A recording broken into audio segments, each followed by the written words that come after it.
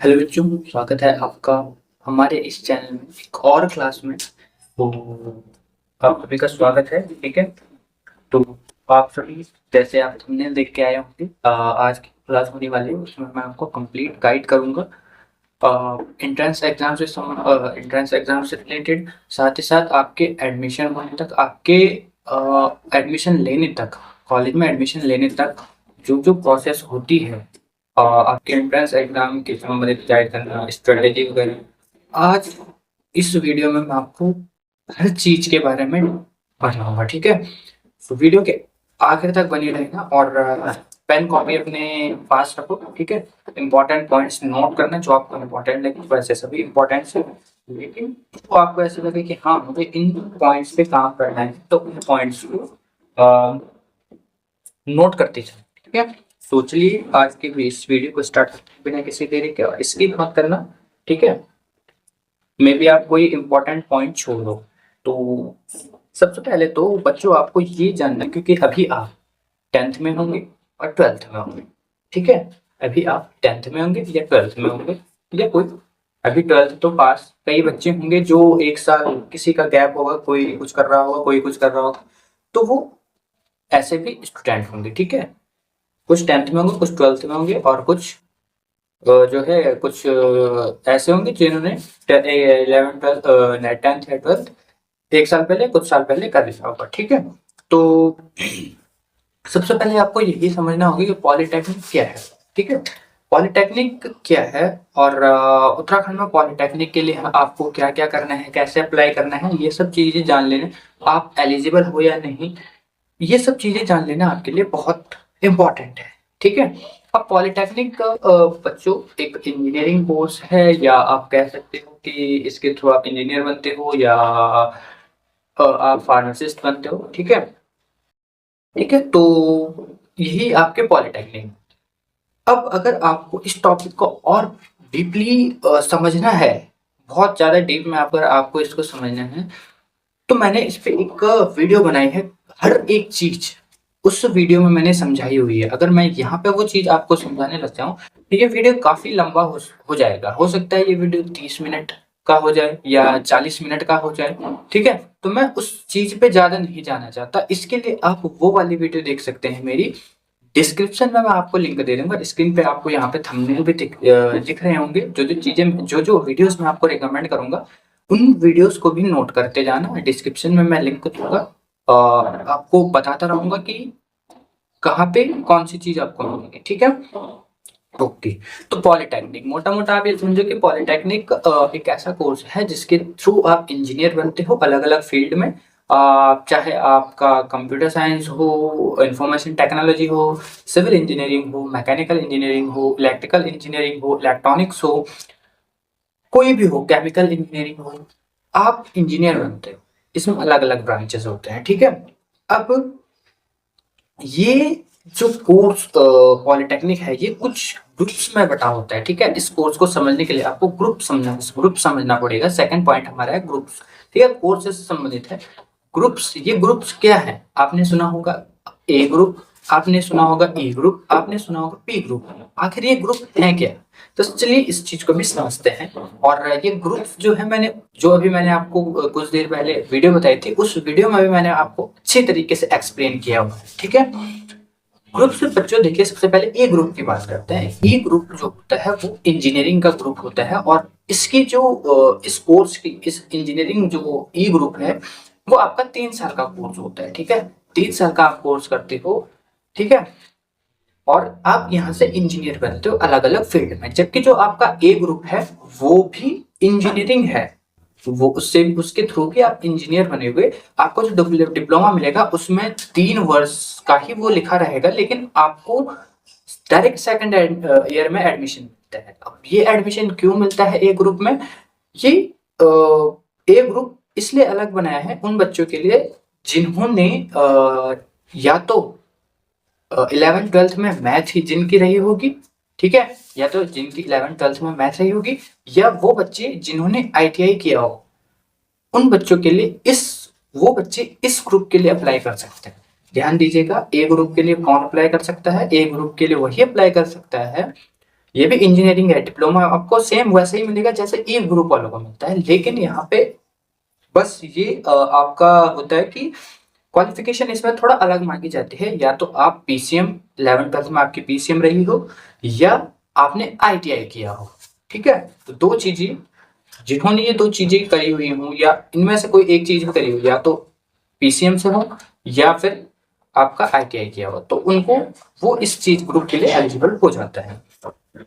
Pharmacy आपको पता है आपका 11th-12th कंप्लीट होना चाहिए और आपकी बायोलॉजी होनी चाहिए। ठीक है, एलिजिबिलिटी मैंने आपको बता ही दी है, यही एलिजिबिलिटी भी है। ठीक है, यही आपकी एलिजिबिलिटी भी है कि अगर आप ई ग्रुप के लिए अप्लाई करना चाहते हैं तो आप 10th पास होनी चाहिए, आप 10th पास होनी चाहिए, और 10th में आपकी मैथ होनी चाहिए, क्योंकि कई सारी जो गर्ल्स हैं वो क्या करते हैं कि 9th-10th में होम साइंस ले लेते हैं, गृह विज्ञान ले लेते हैं। तो ऐसी कंडीशन में आपको पहले 11th-12th साइंस से कर लेना चाहिए, उसके बाद ही आप पॉलिटेक्निक कर सकते हैं। ठीक है, उसके बाद ही आप क्या कर सकते हो, पॉलिटेक्निक कर सकते हो। हाँ, आप आईटीआई कर सकते हो। ऐसा आप कर सकते हो कि आपने 10th कर लिया गृह विज्ञान से, अब आप आईटीआई कर लो, आईटीआई करने के बाद आप डिप्लोमा कर लो। पर बात वही है, आपको 2 साल वैसे भी करना है, 2 साल वैसे भी करना है, तो 11th-12th ही कर लो, ये आपके लिए बेटर रहेगा। या फिर आप ऐसा कर सकते हो कि आई इधर से आईटीआई कर लिया 2 साल से, प्राइवेट से आप 11th-12th कर लो, आपका 11th-12th भी साथ में हो जाएगा, आपके पास सर्टिफिकेट भी रहेगा आईटीआई का 2 साल का। तो 2 साल में आपको दो चीजें आपको मिलेगी, पहला आईटीआई का सर्टिफिकेट और दूसरा आपका 11th-12th। उसके बाद आप पॉलिटेक्निक के लिए अप्लाई कर सकते हैं। ठीक है, ओके। और फार्मेसी का ये तो मैंने आपको ग्रुप ए का बताया, ग्रुप ए का मैंने आपको बता ही दिया है कि क्या सीन होता है, क्या सिस्टम होता है। और ग्रुप बी में भी मैंने आपको बता दिया कि बायोलॉजी होनी चाहिए 11th-12th। ठीक है, ओके। यही आपकी एलिजिबिलिटी है। 3 पॉइंट अभी तक हमने डिस्कस कर लिए। सबसे पहला पॉइंट हमने समझा पॉलिटेक्निक क्या है, दूसरा पॉइंट हमने समझा कि ग्रुप्स क्या होते हैं, और तीसरा हमने समझा एलिजिबिलिटी, ग्रुप्स और कोर्स, और फिर थर्ड हमारा एलिजिबिलिटी। अब वेरी वेरी इंपॉर्टेंट बच्चों, थोड़ा एग्जाम पैटर्न से संबंधित यहाँ पे बातें कर ली जाए तो अच्छा रहेगा, क्योंकि 2026 में अब जो ये आपको वीडियो मिलेगी, हालांकि ये वीडियो हर बैच के लिए इंपॉर्टेंट है, चाहे 2026 में आप इस वीडियो को देख रहे हो, चाहे 28 में देख रहे हो, चाहे 30 में, आगे चलकर जो जिस भी ईयर में आप इसको देख रहे हो, आपके लिए काफी ज्यादा इंपॉर्टेंट होने वाला है, क्योंकि पॉइंट्स लगभग हर ईयर सेम ही रहता है। ठीक है, पॉइंट्स मतलब उन्हीं पॉइंट्स पे हमको बात करनी होती है। ठीक है, थोड़ा सिलेबस इधर उधर हो जाता है, एग्जाम पैटर्न आपका बदल सकता है, बाकी हर चीज आपको वैसे ही मिलेगी। ठीक है, तो एग्जाम पैटर्न बच्चों आपको चलिए मैं आपको आपका एग्जाम पैटर्न आपको बता देता हूँ। एग्जाम पैटर्न में सबसे पहले एक ई ग्रुप की हम बात करते हैं। तो ई ग्रुप में आपका जो एग्जाम पैटर्न होता है बच्चों, वो होता है 50% आपका फिजिक्स केमिस्ट्री और 50% आपका मैथ। टोटल टोटल जो क्वेश्चन आपके पास बन के आते हैं वो 100 क्वेश्चन आपके पास बन के आते हैं। ई ग्रुप की मैं बात करूँ, ठीक है, 100 क्वेश्चन आपके पास बन के आएंगे, जिसमें से कि 50 क्वेश्चन, जैसे कि मैंने आपको बताया, मैथ के होंगे। 50 क्वेश्चन आपके मैथ के होंगे, 25 क्वेश्चन आपके केमिस्ट्री के, और 25 क्वेश्चन आपके फिजिक्स के। ठीक है, अब इसमें कैसे आपको पॉइंट्स मार्क्स कैसे आपको यहाँ पे मिलते हैं, ठीक है, वो भी मैं आपको बता देता हूँ। एक क्वेश्चन के लिए आपका बच्चों, एक क्वेश्चन के लिए आपको एक नंबर, सॉरी, एक क्वेश्चन के लिए आपको, एक आंसर के लिए आपको 4 नंबर मिलेंगे। 4 मार्क्स का एक क्वेश्चन होता है, और नेगेटिव मार्किंग भी यहाँ पे होती है, जो कि 1 नंबर का होता है। ठीक है, जो कि 1 नंबर का होता है, इस चीज को ध्यान दे दो। गूगल पे आपको माइनस मार्किंग नहीं बताएगा, या बताएगा, कुछ बता सकता है, नहीं भी बता सकता है, अलग अलग चीजें आपको मिलती हैं, लेकिन यहाँ पे जो मैं आपको चीजें बता रहा हूँ वो 100% जो है करेक्ट है। ठीक है, वो 100% क्या है, करेक्ट है। हर साल 1 नंबर की माइनस मार्किंग होती है। ठीक है, 1 नंबर की नेगेटिव, अगर आपने एक क्वेश्चन गलत कर लिया तो आपका उस क्वेश्चन के 4 नंबर तो गए गए, प्लस आपका 1 नंबर माइनस में चला जाएगा। इस प्रकार से आपकी मार्किंग होती है। ठीक है, एक सही के लिए आपको 4 नंबर मिलता है। ठीक है, ए ग्रुप के लिए मैंने बता दिया 50 मैथ के, 25 फिजिक्स, 25 केमिस्ट्री के। इसमें जो क्वेश्चंस का लेवल होता है वो जो काफी सही रहता है, इतना हाई नहीं रहता। 10th लेवल का जो है यहाँ पे लेवल रहता है। तो आपने अगर 10th 9th 10th की एनसीईआरटी अच्छे से पढ़ ली, आपने साइंस अच्छे से पढ़ ली, आपने साइंस बुक अच्छे से पढ़ ली, आपने मैथ अच्छे से पढ़ ली तो आपका आराम से इजीली हो जाएगा, अगर आपने 9th-10th अच्छे से रीड कर लिया। अभी अगर आप 9th-10th में हैं या आपने 11th-12th कर लिया तो आप कर सकते हैं इसको आराम से। आप एनसीईआरटी पढ़ के ही इस चीज़ को निकाल सकते हैं। आपको कोई अदर बुक परचेज नहीं करनी है, आपको कुछ और चीज़ें आपको नहीं देखनी है। यूट्यूब पे मैंने लेक्चर्स आपके लिए दी हुई हैं, आप उनको देखिए। एक बुक की पीडीएफ मैंने टेलीग्राम पर दी हुई है, आप वहां से जाके, हिंदी मीडियम वालों के लिए है वो। आप क्या कर सकते हो, इंग्लिश मीडियम वाले कि उसको आप अपने तरफ से नोट्स अगर आप बनाना चाहते हो तो बना सकते हो। आजकल तो गूगल है, चैट जीपीटी है, आप इजीली उसको ट्रांसलेट कर सकते हो। स्क्रीनशॉट लिया, स्क्रीनशॉट को आपने डाले किसमें, चैट जीपीटी में, वो आपको कन्वर्ट करके दे देगा इंग्लिश में। ठीक है, तो आजकल कोई इतना टफ नहीं रहा, ठीक है, कि हिंदी मीडियम या इंग्लिश मीडियम, आप इजीली ट्रांसलेट कर सकते हो किसी भी चीज को। ठीक है, और ये हमने अभी बात करी ई ग्रुप की। अब हम बात कर लेते हैं आपका पी ग्रुप, सॉरी ए ग्रुप वालों का।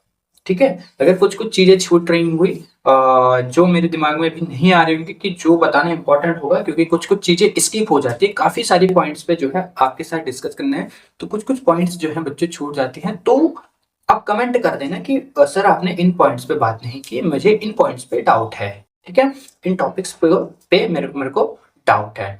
ठीक है, तो चलिए अभी हम ई ग्रुप की भी हमने बात की। ठीक है, और एक चीज यहाँ पे ध्यान दो, अभी आप 10th में हो, 10th कर रहे हो, इस साल आपके प्री बोर्ड होंगे, तो ऐसे बच्चों का जो है कमेंट आता रहता है कि मैं 10th कर रहा हूँ या मैं 12th कर रहा हूँ, तो क्या मैं भर सकता हूँ? हाँ, आप इजिली भर सकते हो, क्योंकि आपका जो एडमिशन होता है वो अगस्त तक आपका एडमिशन हो जाए, तो अगस्त तक आपका रिजल्ट आपके हाथ में होगा, आपकी टीसी आपके हाथ में होगी, सब चीज आपके हाथ में होगी, रिजल्ट, मार्कशीट, आपकी टीसी, तो आप इसको इजीली कर सकते हो। ठीक है, फॉर्म में कुछ नहीं मांगा जाता, फॉर्म भरते टाइम आपसे कुछ नहीं मांगा जाता, बस खाली वहां पे लिखा आपको मांगेगा 10th पास, 12th पास, 10th पास कर देना। ठीक है, ओके।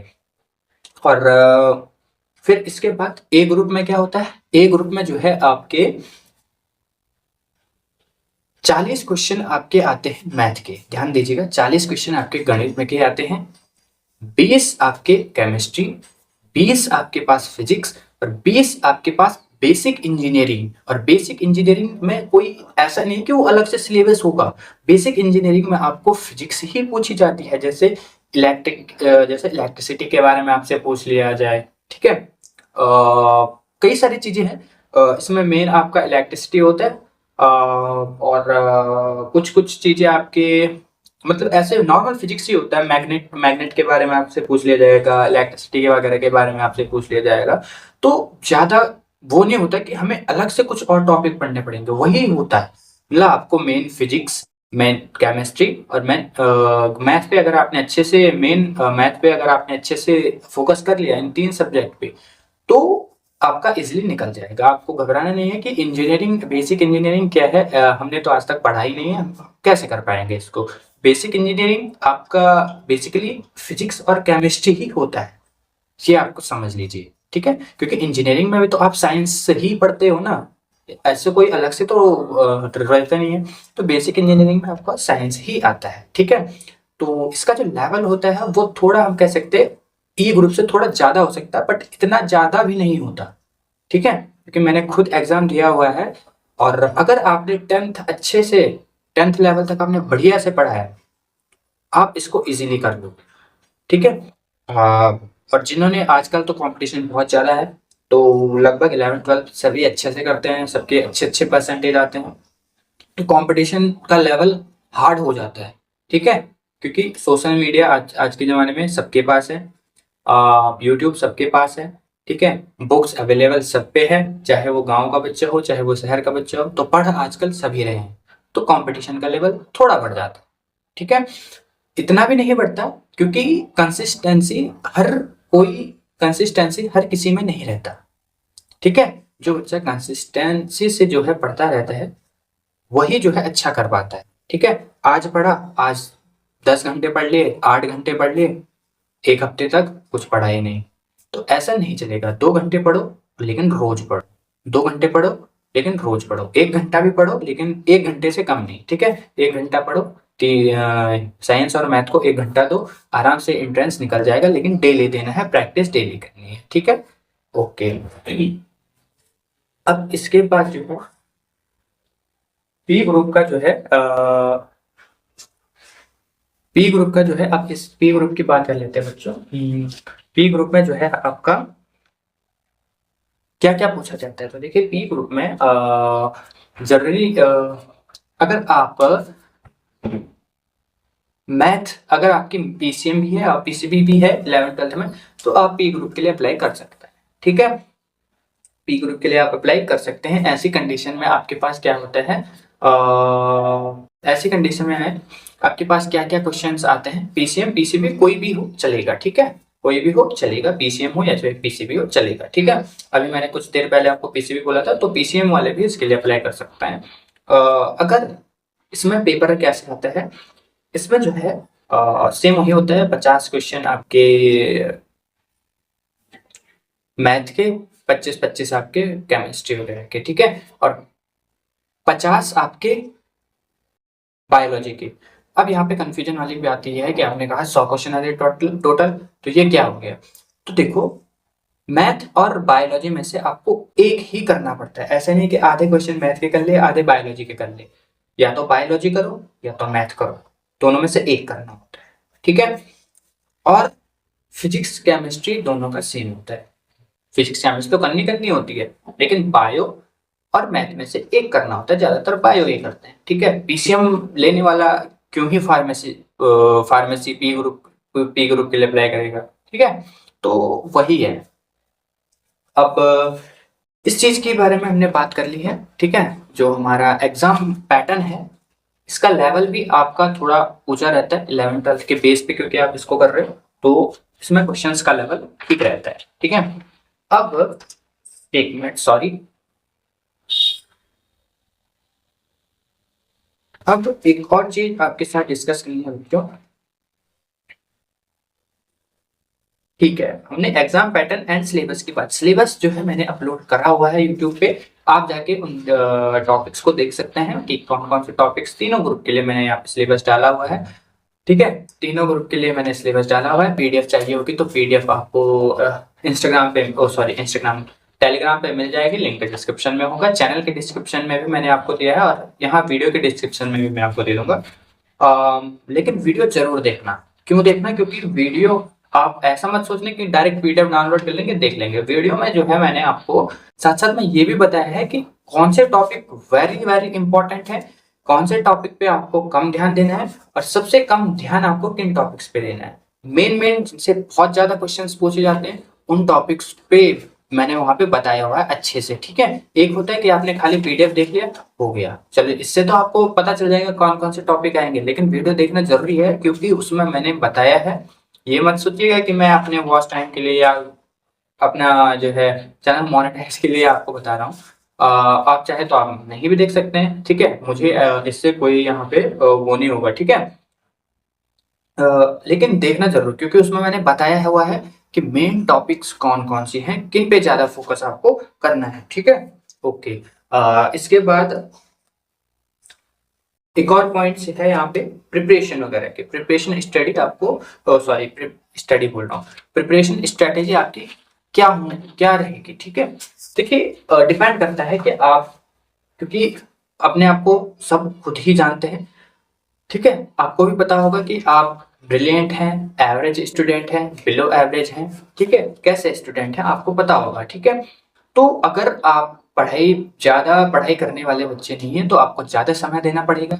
अगर आपने अच्छी खासी जो है पढ़ाई करी हुई है, ठीक है, तो आपको थोड़ा कम मतलब कम थोड़ा आपको प्रॉब्लम आएगी। ऐसे नहीं कि पढ़ना नहीं पड़ेगा, पढ़ना है, लेकिन थोड़ा आपको कम, मतलब आप कम एफर्ट में भी आप अच्छा कर लेंगे, ठीक है। तो स्ट्रेटेजी में कम से कम आपको जो है डेली का 2-3 घंटा तो आपको पढ़ना ही है, ठीक है, कम से कम 2-3 घंटा आपको पढ़ना है, ठीक है। ज्यादा पढ़ेंगे तो और बढ़िया बात है, मेरे हिसाब से तो 1-1 घंटा तीनों सब्जेक्ट को, यानी 3 घंटे आप अच्छे से पढ़ लो तो आपका आराम से हो जाएगा, क्योंकि जून में आपका पेपर होता है। तो जून में अभी आपका चल रहा है फरवरी, फरवरी में आपके बोर्ड भी हो जाएंगे। मैं मान के चल रहा हूँ फरवरी में आपके पास बिल्कुल टाइम नहीं है पढ़ने का। ओ सॉरी, हाँ बिल्कुल टाइम नहीं है आपके पास पढ़ने का, क्योंकि आपके बोर्ड्स होंगे। लेकिन फरवरी के बाद आपके पास 2 महीने, मार्च आपके पास होता है, अप्रैल और मई आपके पास होता है, 3 महीने, यानी 90 दिन मैं मान के चल रहा हूँ, 90 दिन हमारे पास होते हैं। 90 दिन में कोई भी बंदा अच्छे से पढ़ लेगा। बस 3 घंटे आपको पढ़ने हैं डेली, और तीनों आपको एक काम, आप सुबह में पढ़ लो, दोपहर में पढ़ लो, जब भी आप पढ़ना चाहते हैं पढ़ लो। 3 घंटे आप एक एक सब्जेक्ट को दे दो। रात में आप क्वेश्चंस लगाओ, क्वेश्चंस तो आपको मिल ही जाएंगे, चैट जीपीटी आपको क्वेश्चंस दे देगा, मैंने आपके लिए क्वेश्चंस डाले हुए हैं। बहुत सारी चीजें यहाँ पे आपके पास ऑलरेडी है, सुविधाएं आपके पास हैं। इंटरनेट आपके पास होगा, फोन आपके पास होगा, आपके पास नहीं होगा तो आपके पेरेंट्स के पास होगा, लेकिन इंटरनेट आजकल सबके पास है, चाहे गांव में रह रहा व्यक्ति ही क्यों ना हो। तो इसका उपयोग करो, ठीक है, इसका उपयोग करो और अच्छे से पढ़ाई करो, ठीक है। और आपको एनसीईआरटी, मैंने अभी आपको बोला था, आपको नाइन्थ, अगर आप ई ग्रुप के लिए अप्लाई करना चाहते हो तो 9th 10th अच्छे से पढ़ लो, साइंस और मैथ। अगर आप ए या आप पी ग्रुप के लिए हो तो सिलेबस को देखो अच्छे, उसमें से जो टॉपिक मैंने आपको बता रखे हैं उन टॉपिक्स पे ध्यान दो, एनसीईआरटी बुक्स अपनी पढ़ो, 11 9 10 11 12 का अच्छे से पढ़ो, मैथ वगैरह आपका बढ़िया से हो जाएगा, ठीक है। ठीक है, अब एक चीज और, ठीक है, पीवाईक्यू आपको लगाने हैं। पीवाईक्यू जो है, पीवाईक्यू जब आपका पेपर होता है ना बच्चों, पीवाईक्यू ले लिया जाता है आपसे, पीवाईक्यू आपसे ले लिए जाते हैं, पीवाईक्यू आपको घर के लिए नहीं दी जाती है, ठीक है, एक बार मैं आपको बता दूं। लेकिन पिछले साल तक यूबीटीआर की वेबसाइट पे अवेलेबल थी 3 साल की, 2023 22 और 21 के आई थिंक ऐसे, ठीक है।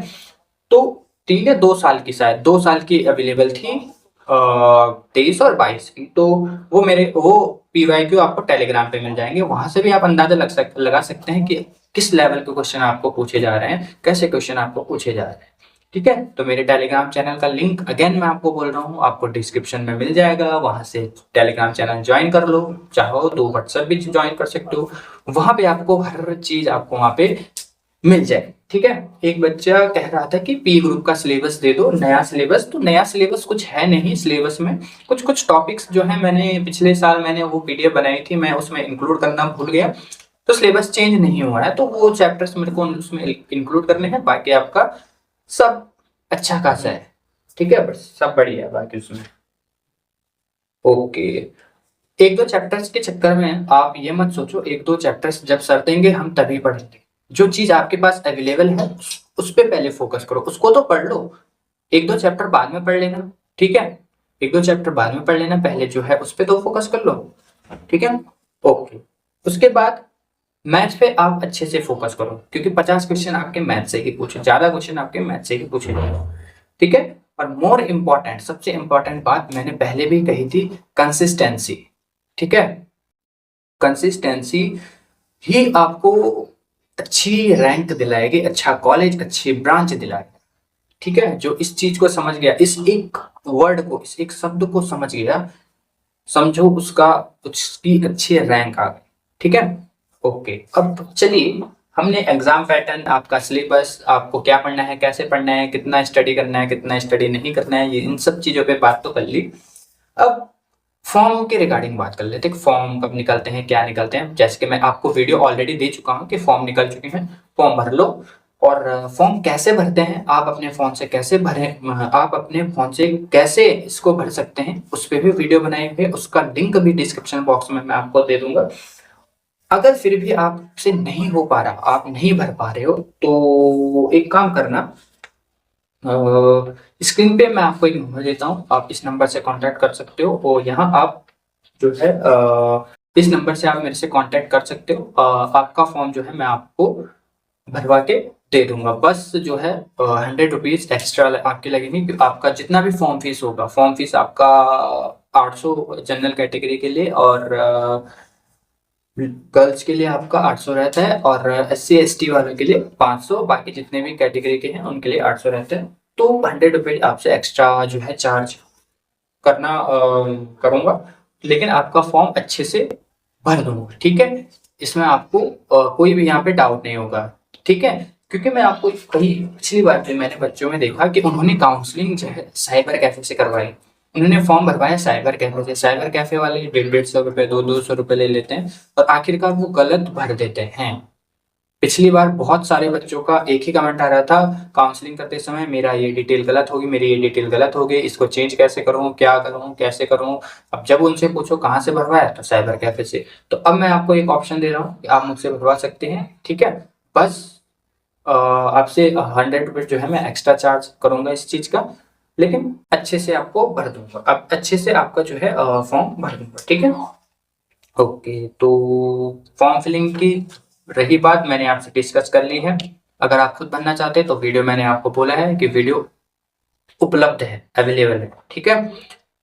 एक और पॉइंट इंपॉर्टेंट कि आपका एडमिट कार्ड कब आएगा और आपका एग्जाम डे कब होगा।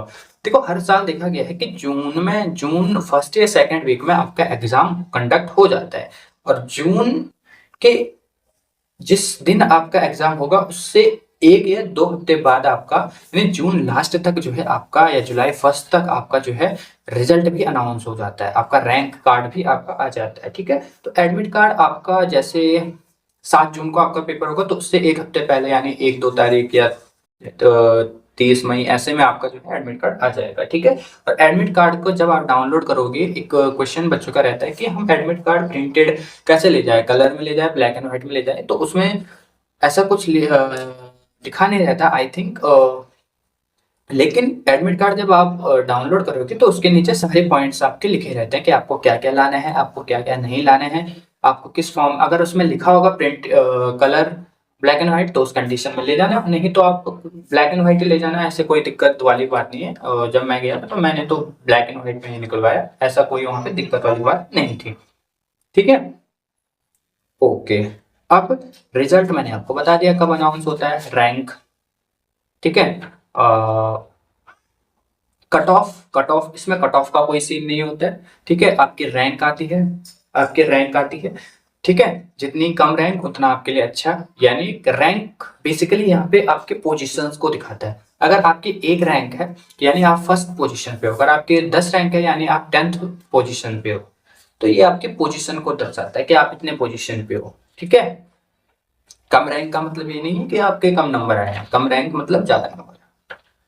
ओके, और काउंसलिंग, अब देखिए काउंसलिंग से संबंधित चीजें भी आपसे डिस्कस करनी पड़ेंगी, ठीक है। सारी पॉइंट्स मैं आपके साथ डिस्कस करूंगा। ऑलरेडी यहाँ पे जो है 21 मिनट हो चुके हैं, कोई नहीं, थोड़ा लंबा ये वीडियो तो आपको मिल सकता है, इसीलिए मैंने आपको स्टार्टिंग में बोला था कि व्हाट इज पॉलिटेक्निक, में इसके बारे में ज्यादा डीपली नहीं जाना चाहता। 21 मिनट इसी पे हो चुके हैं तो ज्यादा नहीं, ठीक है।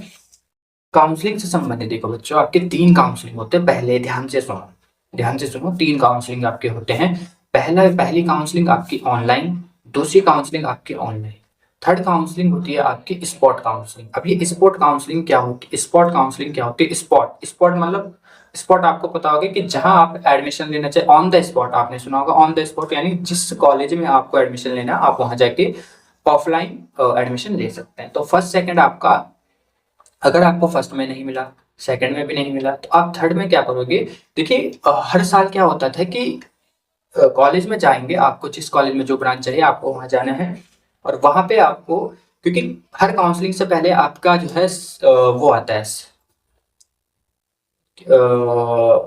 एक पीडीएफ आपके पास आता है जिसमें कि आपका लिखा रहता है कि किस कॉलेज में कितने सीट हैं, ठीक है। तो उसमें लिखा रहता है किस कॉलेज में किस ब्रांच में कितने सीट हैं। फर्स्ट काउंसलिंग से पहले भी वो आएगा, सेकंड काउंसलिंग करने से पहले भी वो आएगा कि अब कितनी सीटें बचे हैं, स्पॉट काउंसलिंग में भी आएगा कि अब कितनी सीटें बची हुई हैं।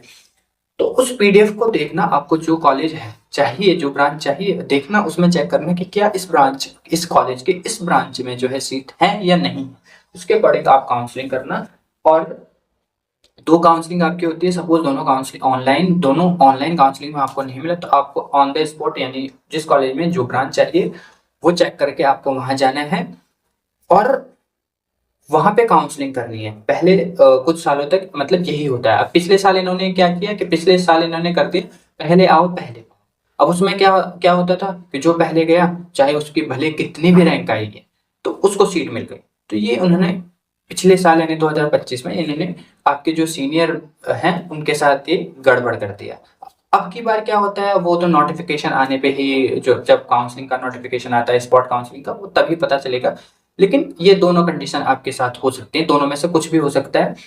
अब ये आपके नोटिफिकेशन पे, स्पॉट काउंसलिंग के नोटिफिकेशन पे डिपेंड करता है, ठीक है। लेकिन पहले आपको बता देता हूँ कि क्या हुआ अभी तक। ओके, अब एक क्वेश्चन मेरे को बार बार ये पूछता है कि कितने रैंक तक जो है ये, हमें कॉलेज मिल जाएगा अच्छा खासा। तो देखो बच्चों, अपना बेस्ट देने की कोशिश करो, ठीक है।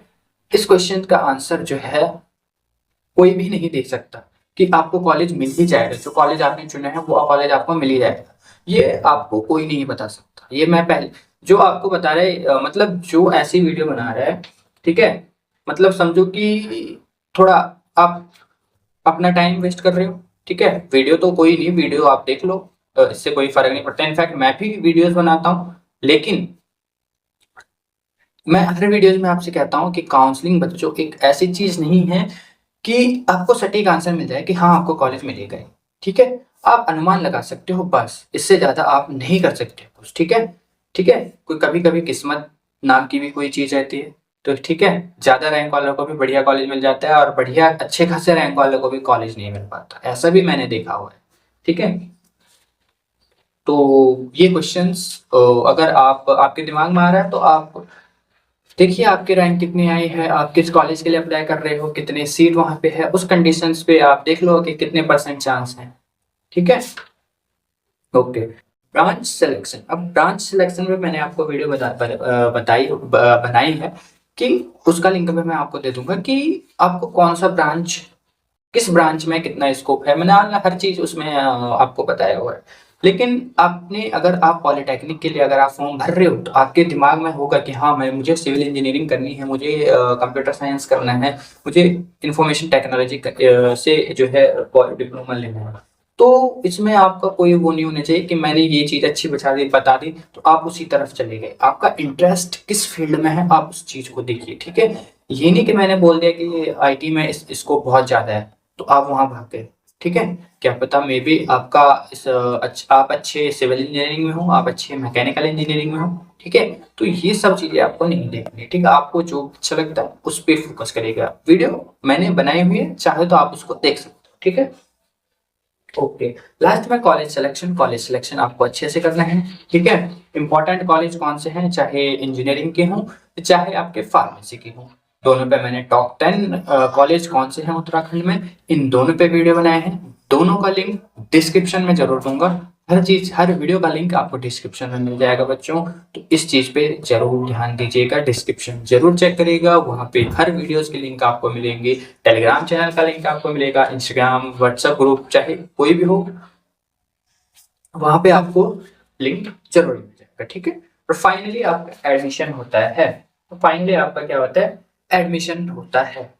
एडमिशन होता है तो एडमिशन के बाद रिगार्डिंग मैं आपको कुछ कुछ चीजें बता देता हूँ, ठीक है। कौन से डॉक्यूमेंट्स आपको तैयार करने हैं?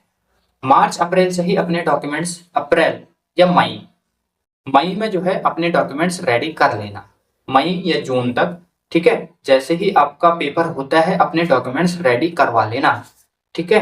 ठीक है, क्योंकि बाद में जो है आपको समय लगता है, डॉक्यूमेंट्स कई के नहीं बने रहते तो समय लगता है। और पॉलिटेक्निक में एक रूल ये है कि अगर आपने इस समय से पहले एडमिशन नहीं लिया, अपने डॉक्यूमेंट्स नहीं दिखाए, तो आपका सिलेक्शन रद्द कर दिया जाएगा, ठीक है।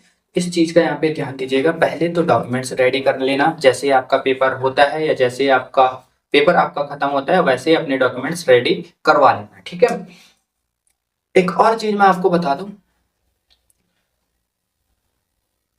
कि खत्म होने से पहले पहले भी अगर आप अपने डॉक्यूमेंट्स बना ले तो अच्छा रहेगा, ठीक है, काफी अच्छा रहेगा, बेटर रहेगा। ऐसा नहीं कि मैंने बोला कि जब पेपर होगा उसके बाद ही बनाओगे, ठीक है, उससे पहले ही बनवा लेना, फायदे में रहोगे, ठीक है।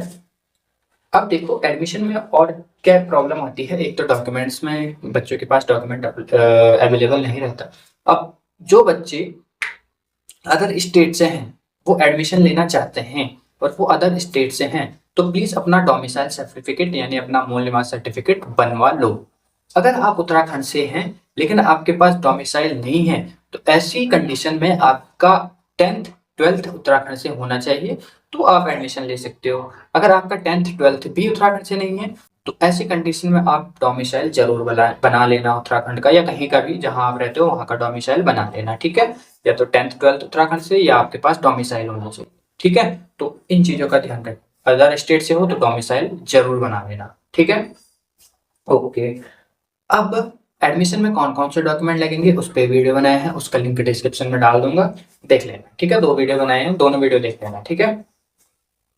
अब एडमिशन में आपका फीस फीस आपका 12,900 के समथिंग आपका रहता है। इस पे भी एक पर्टिकुलर वीडियो बनाया हुआ है कि आपकी कितनी फीस लगती है और उन फीस में आपसे क्या क्या लिया जाता है, मतलब कौन कौन सी किस चीज के लिए आपसे चार्ज किया जाता है, ठीक है। और एक होता है आपका TFW सीट। TFW सीट में क्या होता है कि आपका जो है 5,000 फीस आपकी माफ होती है, ठीक है।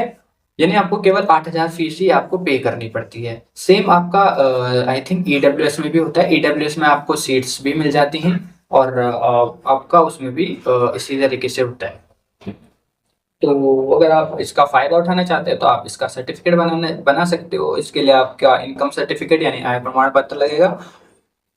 हाँ, यही लगता है आपका, और आपका EWS और TFW बन जाएगा, ठीक है। बाकी एडमिशन के समय ऐसे कोई दिक्कत नहीं आती है। तो यही चीज मैं आपसे डिस्कस करना चाहता हूँ। लास्ट में मैं आपको यही कहना चाहूंगा कि बच्चों अच्छे से पढ़ो, कंसिस्टेंसी से पढ़ो। अगर आपने यहाँ पे साइंस अच्छे से पढ़ ली तो आप आगे किसी भी कंपटीशन में बैठो, चाहे एयरफोर्स हो गया, नेवी हो गया, JEE वगैरह हो गया, तो आप अच्छे से कर पाओगे, ठीक है। हर चीज आप अच्छे से कर पाओगे, बस कंसिस्टेंसी बनाए लाइफ में, ठीक है। आप अच्छा और बेटर करोगे। सो ये पॉइंट्स थी जो आपके साथ डिस्कस करनी थी, और काफी ज्यादा समय भी हो गया है। जो पॉइंट्स इसमें इंक्लूड नहीं थे या आपके मन में कोई क्वेश्चंस आ रहे हैं तो आप वो क्वेश्चन मेरे को पूछ सकते हैं कमेंट में। आप जब उन क्वेश्चंस को पूछ सकते हैं, मैं आपका जवाब जरूर दूंगा, ठीक है। ग्रुप ज्वाइन कर लेना, ग्रुप में भी आप पूछ सकते हो। आपके सीनियर भी ग्रुप में हैं तो आप वहां से भी उनसे कांटेक्ट करके पूछ सकते हो, ठीक है। तो आई होप आपको आज का ये जो लेक्चर है, ये जो वीडियो है वो पसंद आया होगा। तो प्लीज चैनल को सब्सक्राइब करे बिना, ठीक है, फोन को बंद मत करना, ठीक है। एक लाइक कर देना, और कोई भी डाउट हो तो कमेंट जरूर करना। सो मिलते हैं नेक्स्ट क्लास में ऐसे ही इंफॉर्मेशन अपडेट के साथ। तब तक बने रहिए हमारे चैनल UKT पाठशाला में। धन्यवाद।